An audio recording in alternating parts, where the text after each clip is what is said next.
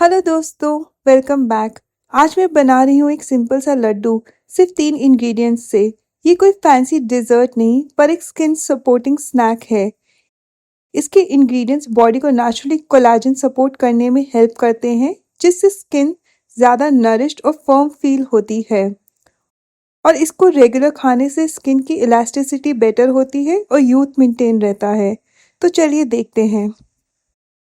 Sugar से पहले दुनिया डेट्स से ही मीठी होती थी, तो मैंने कुछ डेट्स पानी में सोक करके रखे हैं, बस 5 से 10 मिनट,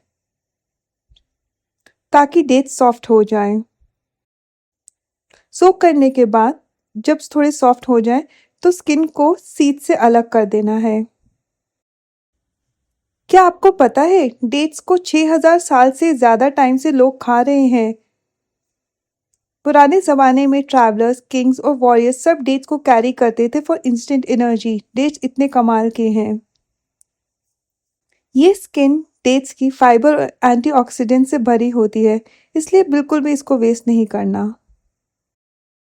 ये छोटा सा फ्रूट्स जो आज हम डेट्स के नाम से जानते हैं, इसकी कहानी डेजर्ट से शुरू होती है। हजारों साल पहले मिडिल ईस्ट के डेजर्ट्स में, जहाँ पानी कम था, जमीन सूखी थी, वहीं डेट्स के पाम ट्रीज ग्रो करते थे। और इस ट्री को हम ट्री ऑफ लाइफ कहते थे, क्योंकि जब कुछ भी जिंदा नहीं रहता था, ये ट्री फिर भी डेट्स देता था। अब इन डेट्स को मिक्सर में डाल देते हैं और थोड़ा सा पानी ऐड करेंगे, बस थोड़ा ही। और आपको पता है डेट्स इतने पावरफुल होते हैं, ट्रैवलर्स जिनको बहुत ज़्यादा लंबा चलना पड़ता था, सिर्फ पानी और डेट्स को ही लेके चलते थे अपने साथ सर्वाइवल के लिए। और एक और इंटरेस्टिंग बात, डेट्स नेचुरली सेल्फ प्रिजर्विंग होते हैं, इसलिए इसको चाहे फ्रिज में रखें या बाहर रखें, ये खराब नहीं होते। इसमें से अब मैं थोड़ा और हल्का सा वाटर ऐड कर रही हूँ, जिससे ये अच्छे से क्रश हो जाए। पुराने टाइम में शुगर नहीं होती थी, तो डिजर्ट, स्वीट और एनर्जी के लिए डेट ही यूज होते थे। इसलिए डेट्स को कहा जाता है नेचर्स फर्स्ट कैंडी। और बिल्कुल कैंडी की तरह डेट्स बॉडी को इंस्टेंट एनर्जी देते हैं। ये आयरन से रिच होते हैं, इसलिए जब भी आपको थकान या लो एनर्जी या वीकनेस फील हो, तो बस 1-2 डेट खा लीजिए। स्लो एनर्जी आती है और शुगर क्रैश भी नहीं होता। अब मैं एक गरम स्टील कढ़ाई में सिर्फ 1 टेबलस्पून घी ऐड कर रही हूँ। घी डाइजेशन को सपोर्ट करता है और न्यूट्रिएंट्स की अब्जॉर्प्शन बेटर करता है।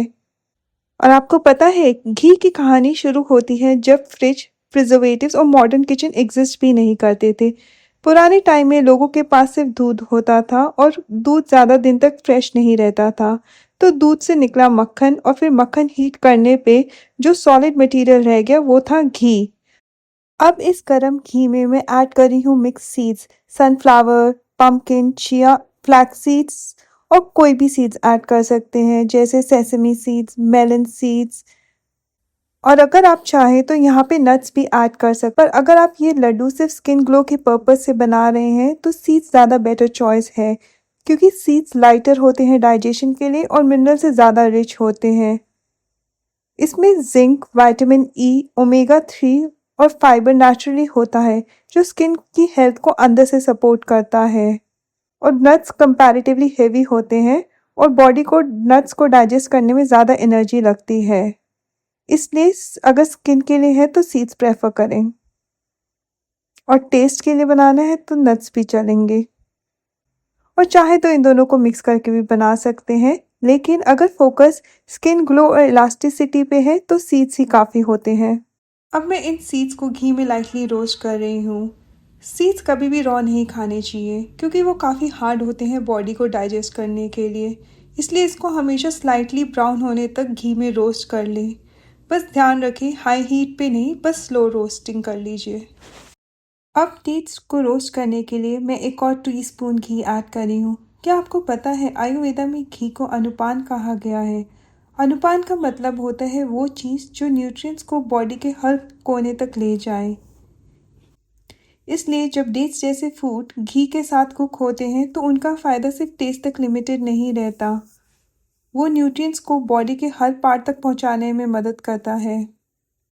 अब इस घी में मैं ऐड कर रही हूँ क्रश्ड डेट्स और इस डेट्स को धीरे धीरे रोस्ट करें। ध्यान रखें इन सबको लो फ्लेम में ही रखें वरना ये सब जल सकता है।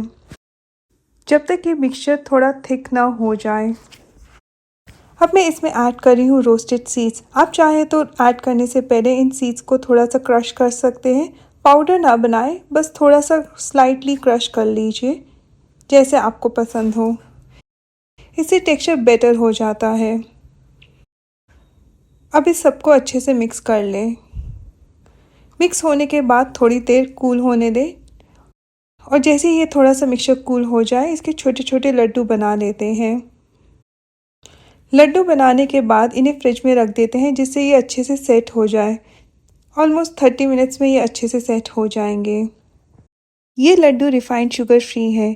नेचुरल स्वीटनेस से शुगर क्रेविंग्स कंट्रोल करते हैं और पोर्शन कंट्रोल के साथ वेट लॉस फ्रेंडली भी है। सेट होने के बाद इन लड्डू को वाइट सेसमे सीड्स यानी तिल में रोल कर लें। रोल करने से पहले ये ध्यान रखें सेसमे सीड्स रोस्टेड हो, अगर ना हो तो कर लें। ये स्टोर बॉट है तो ऑलरेडी रोस्टेड है।